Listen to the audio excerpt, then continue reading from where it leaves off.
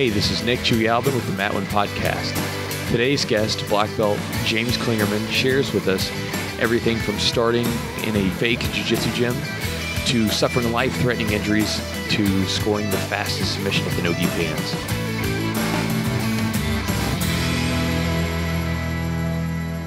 All right, so I'm really excited about our guest today. He is a black belt in Brazilian Jiu-Jitsu. He runs a successful gym in Indianapolis, Indiana, within a successful affiliation around the area. He also runs the EGO tournament that goes all around the United States, running good jiu-jitsu tournaments. And his name is James Clingerman. James, how are you today, brother? Good, man. How are you? I'm doing fantastic. Thanks for being on the show today. Yeah, absolutely. Thanks for having me. So I gave the listeners a little bit of an overview, but if you would go ahead and tell us a little bit more about you so we can get to know you. Okay. Yeah, man. I think like all of us, I started martial arts at an early age, doing karate and stuff. When I was about 16, I joined a judo gym, started training some judo, and then the coach there, the sensei, I guess, convinced me that he had trained with the Gracies and was a jiu-jitsu master. So I started doing some fake jiu-jitsu with him. Nice. And then, it was awesome. A lot of kiyas and big aikido skirts. And in 97, I met a guy named Greg Eldred, who was a Horion Gracie affiliate, about an hour north of Indianapolis, and started training jiu-jitsu there. And Greg at the time, like I said, this was 1997, so he was a blue belt, just running an affiliate. Met a couple of purple belts that were closer to my house, named Scott and Eric Sullivan. They were under a black belt, Mario Roberto, who at the time still lived in Brazil. And started training with those guys, and then in 99, I officially switched teams and got my purple, brown, black belt from Mario. We've got, so I teach full-time. It's awesome. Run the Indiana Brazilian Jiu-Jitsu Academy. We're technically in Greenwood, Indiana, which is a suburb just barely south of Indianapolis. But we've got the longest-running Brazilian Jiu-Jitsu Mixed Martial Arts Academy in central Indiana. We've been open 13 years now, a little over 13 years. And, just always growing, man. And like you said, we've got a couple affiliates. Four of my purple belts have their own academies in Indiana. And we run the EGO tournament. All you guys from the South call it EGO, but ego's not always a bad word. So well, I wasn't sure with the terminology, because I remember one time I felt like we called it the ego, and you got mad at us and said no, it's the EGO, and then so we say EGO, and then so ego. I mean, we always call it the ego at the gym. So okay, it's the ego. That's good. Now, how long did it take you to get your black belt, James? Let's see, about 10 and a half years. I started in July of 97, and I got my black in October of 2007, so a little over 10 years. Nice. And what, I guess, because I know you were doing judo and things like that, but what got you started? What made you want to do Brazilian Jiu-Jitsu? Oh, man, that's a pretty common question for a lot of martial artists. And honestly, with me, like, I was always born just kind of wanting to fight. I always had an interest in the martial arts. And, I was a big Bruce Lee fan when I was little, but always kind of had, probably now they would diagnose me with social anxiety disorder. Like I even today, I have a really hard time, having conversations and doing things like podcasts and talking to groups of people or just being involved in events. And, finally my dad just kind of forced me out there. He put me in a karate class, and, my interest with martial arts was always the martial part, the ability to defend yourself or to win a altercation. Mm-hmm. And karate was just not that, that avenue to do that. And then actually I saw Royce Gracie on MTV Sports with Dan Cortez. They had a little highlight just showing this crazy thing, this UFC, and they talked a little bit about the Gracie family, and I was like, oh, that would that looks cool. Maybe I should learn some ground fighting so I know how to beat a jiu-jitsu guy, and here I am years later. I am a jiu-jitsu guy. So just kind of spun off from like the interest in martial arts, and then you just kind of kept going and going until you end up kind of sort of stumbling upon jiu-jitsu. Yeah, absolutely. Nice. So now that you've gave us a little bit of information about who you are, it's time to where we're going to get into the podcast. We're going to share some stories because the podcast that we're doing is about kind of inspiring or motivating others, with their own training. So tell us about sometime in your jiu-jitsu, career that you experienced some serious struggles, maybe something that either just, a huge struggle, maybe even possibly made you want to quit. Two kind of come to mind. I think I may know one of them. The first one, honestly, when I very first got started, I first started doing jiu-jitsu. Like I said, there was no Brazilian jiu-jitsu around. I was training at a fake academy. And I had the sense to know that this guy really wasn't what he claimed to be. Fortunately, one of the students had gotten some copies of totally legal copies, of course, nothing copied on the old VHS tape or anything, but a couple copies of the Horion and Hoyce's their Gracie Basics and the Intermediate. And, so I just sat around and I practiced those and, literally by myself in the living room most of the time. And, but just watching those videotapes, I was destroying the guys that I was training with. They weren't real jiu-jitsu guys, and they didn't know any better. But, I started thinking about it. I was a young kid, like between like 16 and 18 at that point, and I was just like, man, these Gracie brothers, like these guys get to train together all day long, every day. That's all they do. And here I am, I'm at that point probably fresh out of high school, like trying to work a full-time job. And, I got home and I was tired and my legs hurt and I didn't want to do anything. And I really had no good place to train. And it was kind of discouraging, Absolutely. And then I just kind of kicked myself in the pants, and I said, well, man, you love doing it, and maybe someday you'll get to train with the Gracies, or maybe you can move out there, and so I just kind of just motivated myself and just kind of kept just plugging along and made the best with what you had. Yeah, exactly. And really that's all any of us can do is just make the best of what we've got. And, And that's one of the things that like I hear from doing these interviews with multiple guys that started back in the 90s, especially a lot of the people that started in the Midwest and some of the places where, they weren't in California or in Florida where they had black belts just running around. They were just picking up stuff from videos or training with a blue belt or a purple belt. And like you said, you just kind of have to make the best with what you have. Whereas now guys that come into your gym, they get to walk into black belt instruction, and there's YouTube and there's all videos everywhere. I mean, it's a completely different world. Yeah, I give my students the I had to walk uphill both ways in snow, even in the summer, lecture all the time. And yeah, that's what, these young kids especially, they come in, they're like, oh man, I saw this on YouTube. I'm like, we didn't have internet when I was doing jiu-jitsu, there was no YouTube. There was maybe 2-3 series of VHS videos out there, and the information just wasn't readily available. So you said there was 2 struggles. So what was the second one that you were going to mention? Well, probably the biggest struggle I've had in jiu-jitsu, probably my entire life. In February of 2000, I had just won the Gracie Nationals. I won the American Judo Cup. As far as my training, I was training hard. I was on a roll. And then February 2000, sitting at a stoplight, some random guy pulls up next to me and actually shot me in the face with a 9mm. Completely unprovoked. Like, I thought I was going to die then, and, fortunately I didn't. But it put me out for a long time. It really affected my health. I'm blind in my left eye.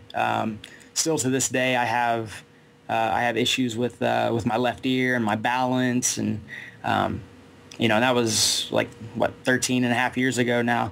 Right. But, not only did I not think I was going to get to do jiu-jitsu again, I didn't think I was going to do anything again,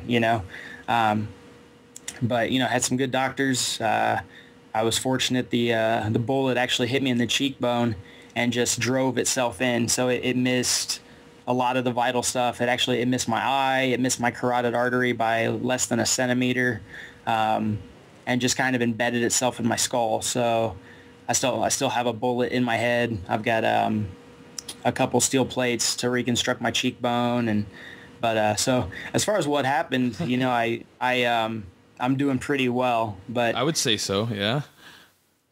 But yeah, it was definitely a life altering event, and it really put me out of really being able to train, at least for a good 9 months. And like I said, during that 9 months, my health was really affected. I got down to 150 pounds. Now, when that's going on, I mean, that has to be just terribly, just upsetting and depressing. How did you deal with all that? Like to know that you want to come back and you want to do this, but how do you deal with that in the midst of, going through all that rehab and all that other stuff? You just do. Like I always said, I could sit around and I could cry about it and feel sorry for myself, or I could live my life. I could go out there and continue doing what I was doing and just make the most of it. Like I said before, like we have to make the most of what we've got. And, at that point, I sat down with myself and AJ, my girlfriend at the time, and was just like, hey, this happened. What else are we going to do other than just keep plugging along? And let's see, that was on February 20th, March 3rd. So like 2 weeks later, Indiana Brazilian Jiu-Jitsu Academy opened. My coach, one of my coaches, Eric Sullivan, actually opened it, and I was an assistant instructor, and oddly enough, grand opening, Eric didn't show up, and none of the other assistants did, so I was the only coach or assistant coach even on the mat that day. That's crazy. So a lot of students kind of saw that and they were like, oh, wow, this guy's pretty serious. Now obviously I was more laying, I was laying on the edge of the mat, kind of drooling, just pointing at stuff. But you were still there though, Yeah. So. Yeah. And I was dedicated. And so, I wasn't going to let anything kind of deter me from doing jiu-jitsu. And 9 months later, there was several doctors involved, but I literally, I had a Thursday appointment with the final doctor to say, okay, yeah, you can go ahead and train again. And Thursday, he told me, yep, you're good. You can train. Next morning, I jumped in a car. I drove to Tennessee, and I competed that Saturday. Nice. How'd the competition go? It was not bad. It was an old tournament. It was SOS. I won my weight class and got third in the open weight gi. And then Ray Casillas, Ray. Oh yeah. He was real fat then. I'm just gonna say that he was about 260. He was probably 240, but I was about 150 pounds, and he tapped me out. Well, it's not a bad way to spring back from an injury, for sure. Especially one like that. So you gave us a little bit of a negative, and then, that's pretty powerful stuff to come back from such an injury and then just keep, like you said, just keep chugging along. Tell us about something positive, sometime where either you achieved some special goal or when you felt like things just sort of clicked for you in your jiu-jitsu. Well, being able to do that tournament again, really getting out there was, it was actually pretty emotional, here I was shot in the head, and I went out and competed that same year. And then the following year I actually did an 8-man MMA tournament. I had 3 fights in one night. So just being able to get out there and really do it again, those were, big achievements for me at that time. Mm-hmm. A couple others would be, my school opening, like I said, that March, my instructor, Eric, opened his academy. And then I think it was that August, I actually opened my branch. So, our school's been going for 13 years solid with me as the owner. But just having my own place and actually starting something of my own that, now kind of supports my lifestyle, that was a huge step, when I sold my first DVD online. I've got a small DVD library now, but, in 2009, I put a couple DVDs up, and, it was just some seminar stuff at the time. And I remember selling it, and I was like, oh my God, somebody bought something from me online. Well, I'm sure because you come from you came back from 97 training, with whoever you could find to 2009, 12 years later, you put out a DVD instructional, and some person randomly out in the internet, randomly somewhere in the world, they buy the DVD from the moves that you showed. That's kind of it's probably something that's kind of hard for someone like you or I, who came from such like a humble jiu-jitsu beginning, to sort of wrap their head around it first. Yeah, definitely. Oh, I was going to add a third one. Probably the ego tournament. I've gone all over, competed in a lot of tournaments, just went and witnessed tournaments, and everywhere we go, like my wife and I would take notes on things we really loved about tournaments and things we really hated about tournaments. And then in September of, 2006, I think. No, 2004, excuse me. It was 10 years now. 2004, we decided to run the ego, and it really went pretty well. At the time, it was the biggest tournament that Indiana had ever had, and it ran pretty successfully. And, we've just we're getting ready to do our 34th event this October. So,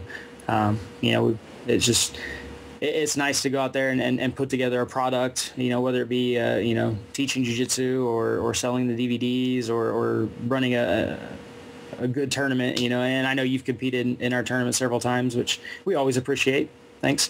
Absolutely. But, we try to put on the best tournament we can, and obviously things happen that, we don't like, and so we turn around, we try to change it. We're always trying to make everything we do better the next time around. And you guys do a good job. I've never regret bringing myself or my students to your tournaments. They're always well ran, and everything's fair. One thing I was going to ask you about your first tournament, was that the one where you guys had a invite division with like 2 weight classes? Our very first tournament, we actually did, I believe, 3 or 4 weight classes and then a women's. I think there was 4 or 5 invite divisions. Yeah. I remember being at that one. I remember that I had I was a blue belt, and I remember I had a match up against, I think it was me and Joel, and in like a double overtime match or something crazy. But yeah, I remember being at that first tournament with Mike. Yeah. So man, you've been in the jiu-jitsu community for such a long time. Tell us about some of the changes that you've noticed in the community. Give me at least one good and one bad. We kind of covered the good. Like, now there's so much information out there, and the sport, it's constantly evolving. And that's what really still attracts me to Brazilian Jiu-Jitsu, is it's not anchored by some Asian tradition or, well, this is, where it came from and this is where it's going to stay. Like, the techniques are always evolving. And therefore, as a practitioner and an instructor, like that, it helps me evolve constantly, so I'm always having to learn new stuff and even at least getting an idea of different positions. And but yeah, like in the US, man, there's so many great instructors, and you can go anywhere, and there's a good gym to train at, and there's a good tournament to compete at. Like when I started, I said my coach, he was a blue belt, and there was probably a handful of purple belts in the whole US. My first 2 tournaments, I remember Chet Schimmelhorn, when he was a blue belt, he ran one. It was a 6-hour drive, and 12 people showed up for the whole tournament. That's insane. Yeah, and 10 of us were white belts, And then my second tournament, I had to fly to California to do it. So now, there's a tournament somewhere every single weekend, usually multiple tournaments. And so that's the good thing, it's kind of widespread, and the information's available. And then something bad, almost the exact same thing. There's a lot of bad information out there. There's fight, and I'm holding up the quotation marks with my fingers. There's fight gyms on every corner, and guys that fight just want to. Yeah. The guy walks into your gym and says, "Hey man, train me in UFC," or "Hey man, whatever you want to say." Yeah. And then they go, "Well, I have to pay to train here? You don't pay me?" What? Yes, you have to pay to train. But, you have these guys that literally they don't want to learn. They just want to fight and beat each other up. And, I always kind of use the analogy of, you have to go to med school before you attempt brain surgery. Like there's a process to these things, and people want to skip to the end and cut somebody open because they saw it on YouTube, and it's not the right way to do it. But Yeah, I had a guy that came in the other day to the gym asking if he would teach him some jits.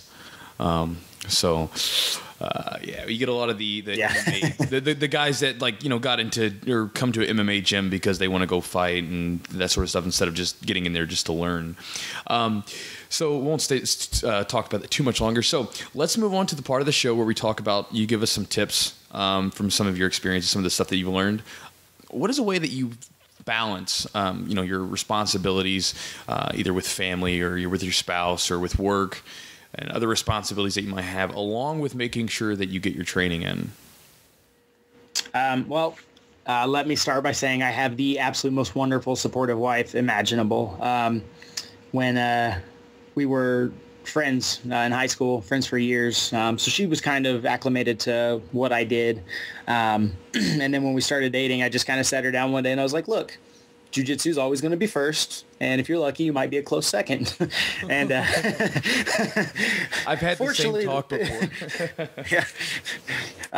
But she understood, and it doesn't really go that way anymore. But she was always very supportive of it, and like I said, I used to work a full-time job, and start teaching jiu-jitsu on the side, and I was kind of forced into teaching jiu-jitsu full-time because the company I worked for closed down, and was having a hard time finding a job. So one day I was like, hey, I'm going to teach jiu-jitsu full-time. What do you think? And she's like, okay, let's go for it. And give it a whirl. And like I said, she's just always been very supportive. And, we struggled for years, but, I've been teaching jiu-jitsu without another full-time job since 2001 now. Starting to get the hang of it as a full-time business, but, a couple... Yeah. But, a couple of years back, probably 5 years ago, we were fortunate enough, my wife was able to quit her job and start working at the school full-time as well. So she kind of runs most of the day-to-day operations, and she actually teaches a couple of the programs, like some kids MMA. She runs a women's only boot camp and a Zumba class and stuff like that. So, we get to spend pretty much all of our time together. So it's nice. But I tell you, one of the hard things is really, really trying to teach and to run the business. I mean, that takes 99% of my time. And then, I would like to compete a lot more, but number one, I'm old and broken, and I tend to get injured more training for a competition than anything else.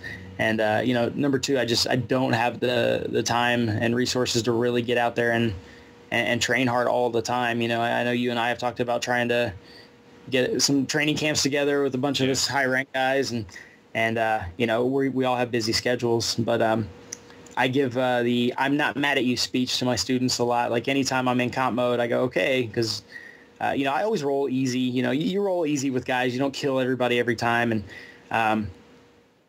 when I'm training for a competition, I say, okay, guys, listen, I'm getting ready to compete, so if you roll with me, it's on. Like, be a rough roll. It's not going to be in your favor, trust me. And so just know when I beat the mess out of you, I'm not mad at you. And so now, do you have any tips that you would give to someone listening? Just one single tip that you think would help anyone, regardless of experience, with their jiu-jitsu? Oh, man. Jiu-jitsu's hard. It really is. I tell guys it's natural for our bodies, but it's not normal. They're not normal movements. We're not, accustomed to move like that until you really get in there and do it. So don't get discouraged. Something that's kind of really, really helped me, and I've noticed it really helping in my students is have goals. Have legit goals, attainable goals, and have them written down on paper to where you can work toward them. You can check them off. In your training, make up a game plan, the techniques that you're going to work on. Just kind of focus on you, whatever your goals are. I say probably 65-70% of my students aren't in it to compete. They're in it for self-defense or social activity or 100 other things. So focus on your personal goals. Why are you doing it?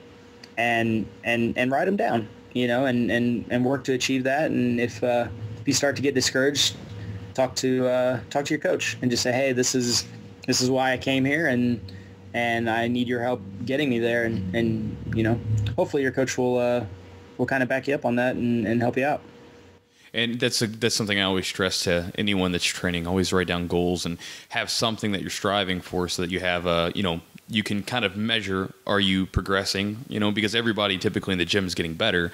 So if you give yourself a move to hit or a position to become better at, or either even like you want to hit X amount of tournaments in a year.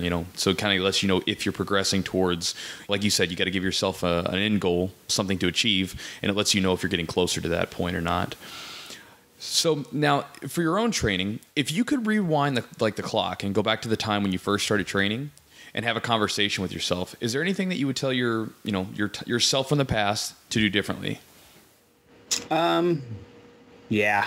Well, honestly, like it's kind of a double-edged sword. Probably what I would honestly tell myself is go wrestle. Like I always said, I was very kind of socially awkward, and like just I didn't like social events or activities.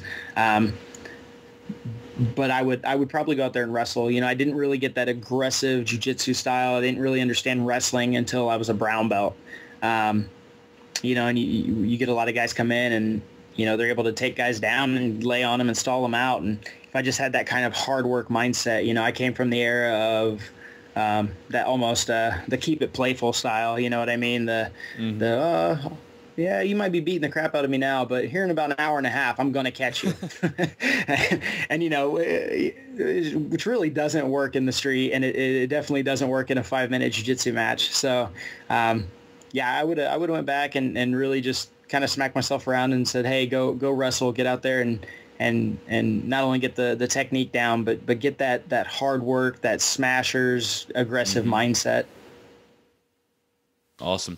Now, this is going to be the last portion of the show, and it's where we focus on some of the personal favorites that you might have.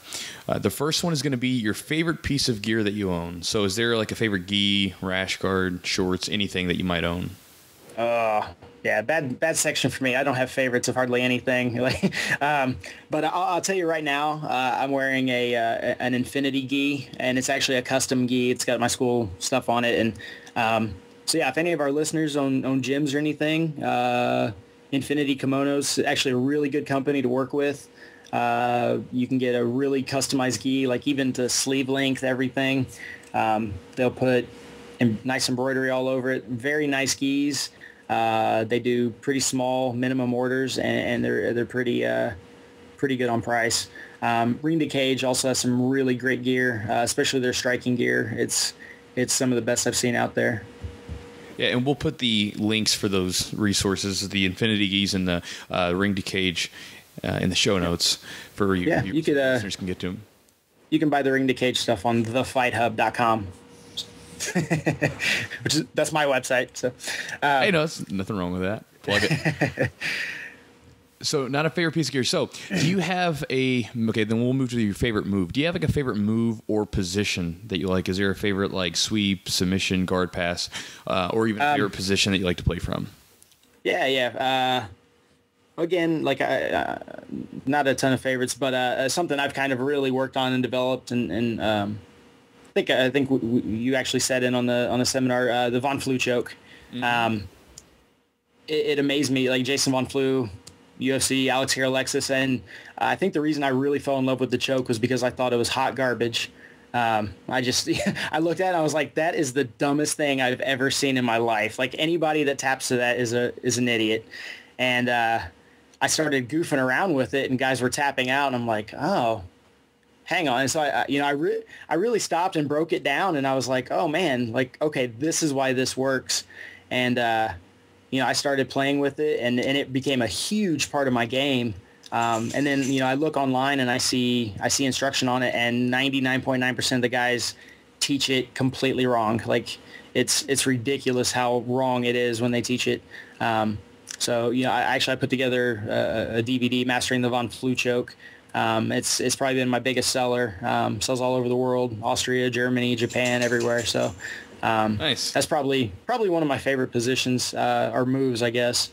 And then Tim Sled and I just got together recently and filmed a couple workshops he did on the leg drag position. Tim Sled's an Atos black belt, awesome guy, good friend of mine, and I followed him around, filmed some workshops, and then he and I got together and filmed some bonus techniques, put a DVD together. But I've been using the leg drag position like nobody's business. Like literally about every single round I roll with anybody, I'm catching them in the leg drag right now. And that's just because it's in my game plan. So. Mm-hmm. And it's a powerful move, powerful position. So now, do you have a favorite jiu-jitsu practitioner to watch or a favorite competitor to watch in competition? Oh man. I don't get a lot of time to really watch as much jiu-jitsu as I should. The new guys, Buchecha, Adolfo Vieira, Andre Galvão, those guys are awesome. Marcelo Garcia, like he's still relevant no matter when. Like he's always going to be relevant as one of the top players of all time. But I think probably one of my very, very favorites is Jean-Jacques Machado. The guy was an absolute innovator as far as technique goes, and he created traditional jiu-jitsu competitors all the way to guys like Eddie Bravo. The guy is just phenomenal, and he had a had a deformity in his hand. It was a huge obstacle to overcome, I'm sure. So to have something like that and to be the competitor that he was is just, to me, it's amazing. Absolutely, he was a monster in competition and an incredible teacher from what I've seen. Yeah, for sure. Last question. So, can you go back and think of a match that you've had in competition, some match either where you maybe pushed yourself to a limit that maybe you didn't think you had, or maybe a loss that sparked a lot of growth, or just something special that stands out as to you about like a favorite competition match? That was a hard question. I actually sat down and kind of thought about that. Like I've beaten 3 or 4 guys that have been Ultimate Fighter. There's tons of matches that really stood out. There's some matches that I really, really trained hard for and it paid off. There's some matches that had I trained a little harder for, I would have won. But 2 that kind of stand out in my mind. Number 1, last year, no gi pans, I hit a 10-second flying guillotine. So my personal fastest submission, and it was the fastest submission of Pan Ams that year. Nice. And that was in the Black Belt Open. So that was cool. 10 seconds. Nice little win, Absolutely, especially at that level. Yeah. But in sitting down thinking about it and just kind of going over this interview and stuff, I had a match many years ago, probably 7 or 8 actually. I was still a brown belt, and I fought a really good Carlson Gracie black belt, and I tapped him. I tapped him in like 40 seconds. It was a gi match, and I remember when the match was over, I kind of bowed to him, and I sat back and I thought about when I was a white belt and how I was discouraged and didn't, I was like, man, I will never be that good, and then I'm a brown belt, and I just tapped a guy that was that good. And it kind of showed me, I was like, oh man, like that was a huge goal. I went from being absolutely discouraged, when I was a young kid to, man, I'm kind of there, I'm at that point I never thought I would achieve. So now that's kind of an interesting point that I'd like to touch on before we go. So I remember the first time I